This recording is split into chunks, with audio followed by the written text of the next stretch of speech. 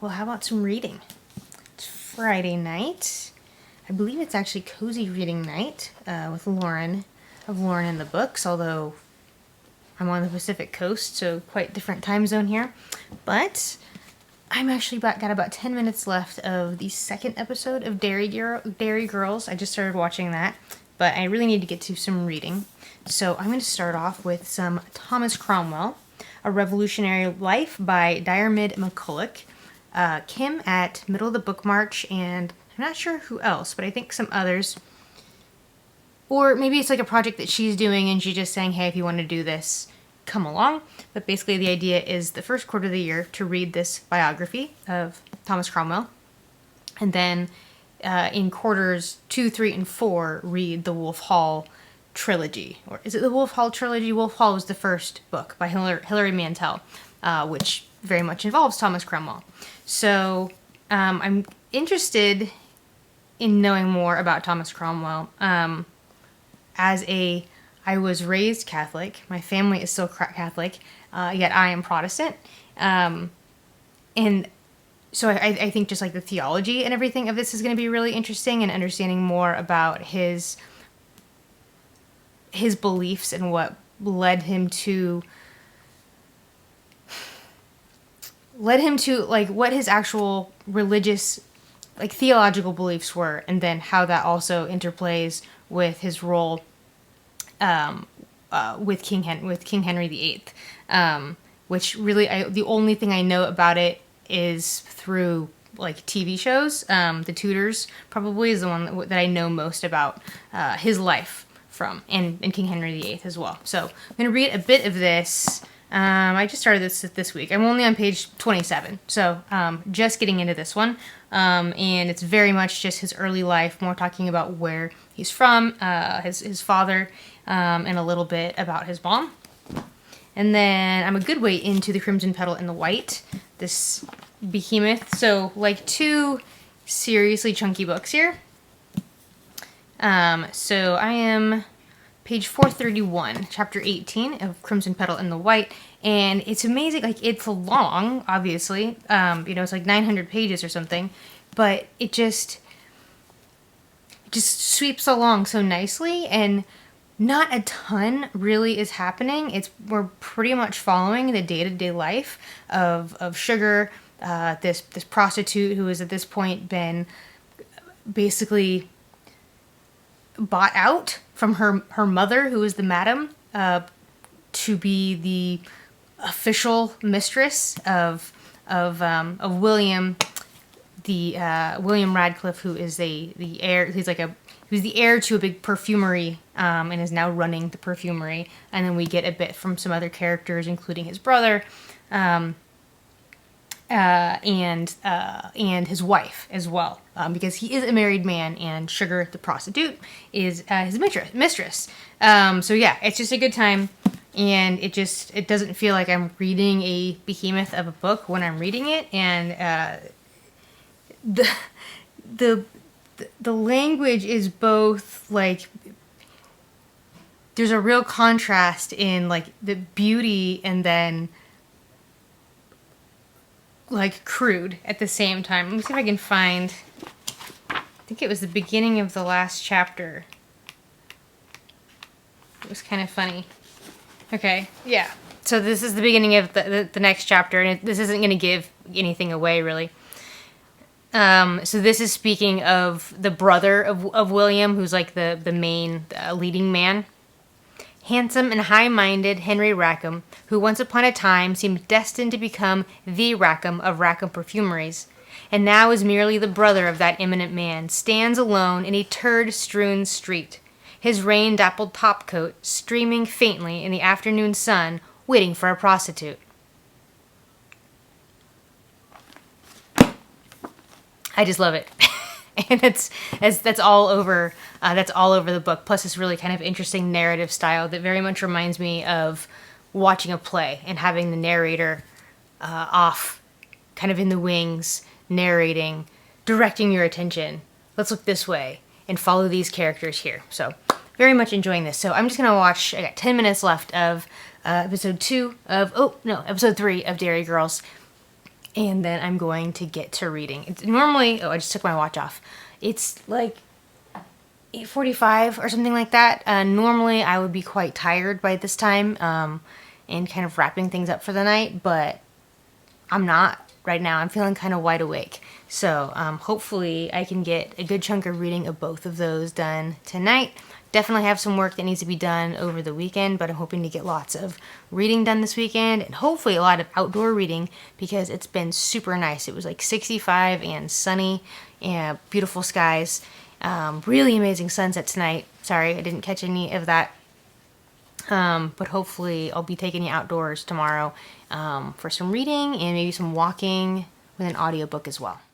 It is a beautiful, beautiful Saturday, and it is far too nice of a day to be inside. I think it's supposed to be in the upper 60s today. So I'm actually going to go over to the farmer's market here. I parked at my co-working space. This is the side of the building right now that I'm walking up, but it happens to be in historic Folsom, and there's a farmer's market going on right here. So specifically, I am looking to get some matcha tea from actually a guy. So I'm looking to get some matcha tea from a guy who actually works out of my co-working space. He gave me a sample of it, and it's amazing. It gave me like this really nice, clean kind of pick-me-up. There's all sorts of antioxidants in it, and it doesn't give you like a jittery feeling. And then also, it didn't keep me up. I can have it in the afternoon and not have, I have insomnia, right? I have big sleep issues. So I didn't have that when I had the matcha. So it seems like a really good alternative to coffee, especially when you need a little something in the afternoon.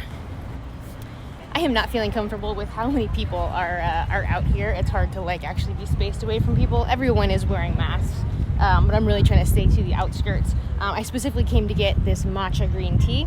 This is sweet matcha by K&K Chai. So Kevin of K&K Chai works out of Granite City Co-working, my co-working space, and he gave me a sample of this recently, and I've been drinking it and absolutely loving it. So I was gonna order it online, and then I realized it's stupid. The farmers market's today. I can just go over there and get some fresh air. It is such a beautiful day. So I plan to go for a walk here, and then actually probably gonna grab a coffee at Sociology. Another of our co-working space co-workers owns a coffee shop that's right here too. So I think I'm going to maybe grab an Americano or even a matcha, oat milk matcha latte. I had one of those the other day. Super, super good. And the outdoor seating is available. So I brought a book, brought my book, The Crimson Petal and the Rose, and I brought just my bullet journal. I have some just kind of brainstorm work that needs to be done. So I was thinking of maybe doing some of that just in the fresh air, being outside. And then the trail's right here. So I'm probably just going to go for a walk. Yeah, maybe I'll go for a walk first, and just to kind of clear my head and get some thoughts going that I'm going to want to write down.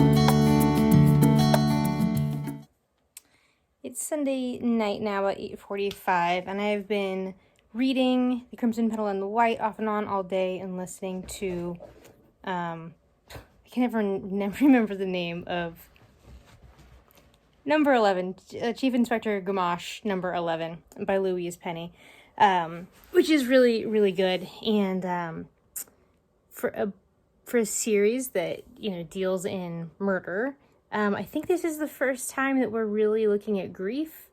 And it's something that I think I want to lean into a little bit, reading more about grief, other people's experience of grief. I mean, that's not the focus of the story or anything like that, but particularly the part that I was just listening to, was looking into that. So anyway, I had a really good, productive day. I actually tried to not be on my phone very much, so I don't think I vlogged anything today, actually, but I did a good bit of reading, and I got a couple of things done, took a nap, went on a nice long walk while listening to Louise Penny. So, also, and I can't remember, I forgot to look up his name, but the new narrator is really good. I, kind of quickly forgot that it wasn't Ralph Cosham, and he does a very good job. No one can ever replace Ralph Cosham, but yeah, he does a very good job, and I'm not at all, yearning for, it's not pulling me out of the story at all. So he's doing a very nice job. So anyhow, I wasn't gonna be able to finish anything over this weekend reading a 900-page book, but I made a good chunk through the Crimson Petal and the White. So I think I'm like almost to page 600 or so. So I'm actually about to kind of finish getting ready for bed. I just took a shower and changed my bedding, got nice, fresh, clean sheets and comforter and all that. So hopefully have a good night's sleep and get on with the week tomorrow. So this turned out to be a pretty good reading weekend. I feel like I'm nice and recharged and ready to hit the ground running tomorrow. So it's Tuesday morning now, and I had kind of ended the vlog on Sunday evening, but then I didn't upload it or edit it or anything. So I figured, there's not necessarily like a rhyme or a reason why it needed to end on Sunday. And since I hadn't edited it yet, I had something else to say, basically. So yesterday was MLK Day, and I picked up March by John Lewis. And so this is a graphic novel. This is volume 1. I'm not sure. I think there are at least 3, if not 4 volumes of this. And actually, it's kind of cool. Over the summer, I went to Nashville for like a work thing, and the Nashville area, and I was able actually to catch up with Doris. And we went to McKay's bookstore, who, I've seen many a book haul from Doris from McKay's. And I happened to see this and I was interested in it, and so I picked it up. Well, after I got back to my hotel a while later, I think either I saw it on the news or she texted me, and John Lewis died that day, and I didn't know about it at the time. So I read about half of this last night, and I just got over half. I just got too tired and had to go to bed. But the setup for this is it's the Obama inauguration. It's not explicitly said, but that it's January 20th of 2009, and that was the day of his inauguration. And it's kind of like right before they're getting ready for it, and John Lewis is in his office, and this mother, this black woman with her 2 boys, she just wants to like show them, where the John Lewis worked, and didn't expect for him to be in the office then. And he invites them in, and he starts talking to the boys, and he's basically through talking to these 2 young black boys, he's giving us the story of his involvement in civil rights. It's really good. So I'm hoping that I'm going to be able to finish this today. I'm getting a haircut this afternoon, and she usually puts me under like the dome dryer thingy. So hopefully, I'm hoping I can finish it then, if not later on tonight. Happy Inauguration Day. I just came out of getting my hair cut, and I thought I would actually end the vlog now. So I finished March last night, the graphic novel about written by John Lewis about it's the first volume, I think, of 3 of his experience in civil rights activism, including him getting arrested. I